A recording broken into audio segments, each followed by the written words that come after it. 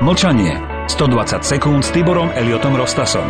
Hanselie si kladol otázku, prečo sa lekári sústreďujú na jednotlivé choroby a jednotlivé lieky proti izolovaným príčinám, zatiaľ čo nikdy nevenujú žiadnu pozornosť syndrómu toho, že som proste chorý. Seneca zdôrazňoval komplexný prístup k liečbe, keď hovoril, že neoddeliteľnou súčasťou vyliečenia je želanie a vôľa vyliečiť sa.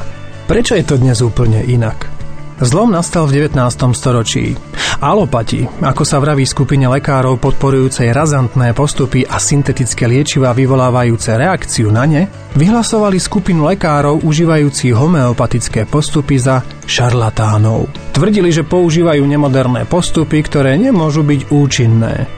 Alopati k upevneniu svojho postavenia založili skupinu AMA, ktorá sa spojila s niekoľkými finančnými skupinami. Tie pochopili, že aj zdravie a choroba sa dajú využiť k prosperujúcemu biznisu. Tak sa medicína postupne začala meniť na priemysel.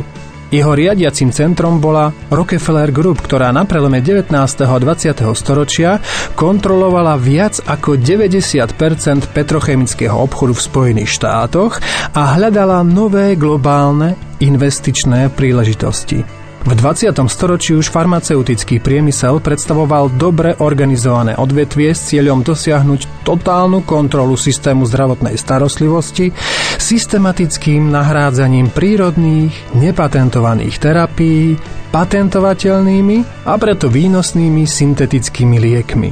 Farmaceutická lobby zahŕňa lekárov mnohými výhodami. Má svoje zastúpenie vo vládach a tak priamo ovplyvňuje jeden z najlepších biznisov. Biznis s ľudským zdravím. Nesústreďuje sa na príčiny, ale na dôsledky, na ktorých zarába. Je to ako keď prídete do servisu s blikajúcou kontrolkou na palubovej doske. Miesto toho, aby vám vymenili olej, od tej kontrolky vytrhnú káblik. Mlčanie.